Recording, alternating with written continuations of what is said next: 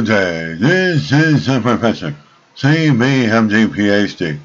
And today's Tuesday, May 9th, 2023. It is 3:17 and 37 seconds, a.m. Eastern Daylight Time. And today's research, T cells. So let's hop to it here. As T cells can activate themselves to fight tumors, scientists find an auto-signaling mechanism driving the T cell anti-tumor response. Date May 8, 2023. Source: University of California. Researchers discover a property of T cells that could inspire new anti-tumor therapeutics through a previously undescribed form cell auto-signaling. T cells were shown to activate themselves in peripheral tissues, fueling their ability to attack tumors.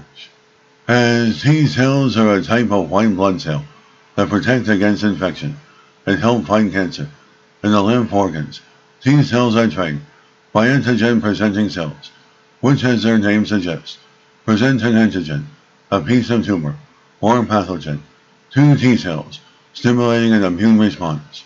A key part of this process is the binding of B7, a protein on the surface of antigen-presenting cells, with CD28, a receptor on T cells.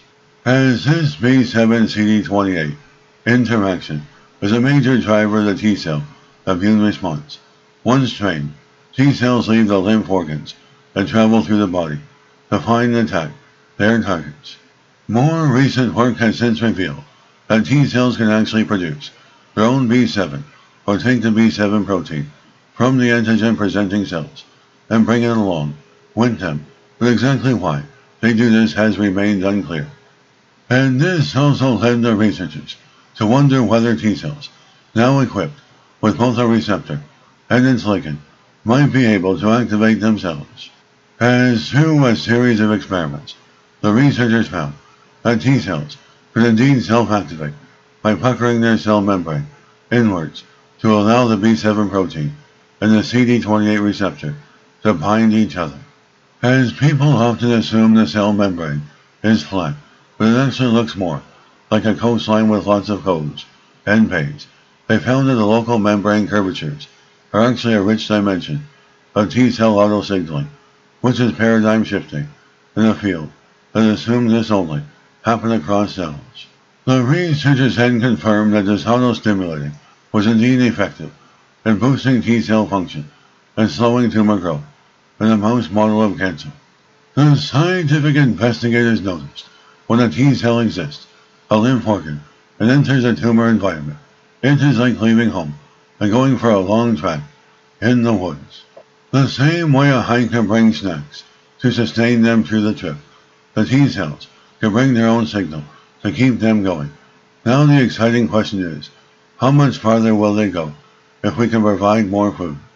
As microbiologists say, refueling the T cells can be achieved by either providing more sources of B7 in the lymph organs or in the tumor itself. Another option would be to develop a cell therapy in which engineered T cells with enhanced auto-signaling capabilities were delivered directly to a patient. The researchers also suggest this system can be used as a cancer biomarker, and then patients whose tumors contain many T cells with B7 may be doing better at fighting the disease. On the other hand, in patients with autoimmune diseases, such as lupus or multiple sclerosis, physicians can prescribe endocytosis inhibitors to prevent the cell from forming concavities, effectively blocking the B7 CD28 interaction to reduce overactive T cell function.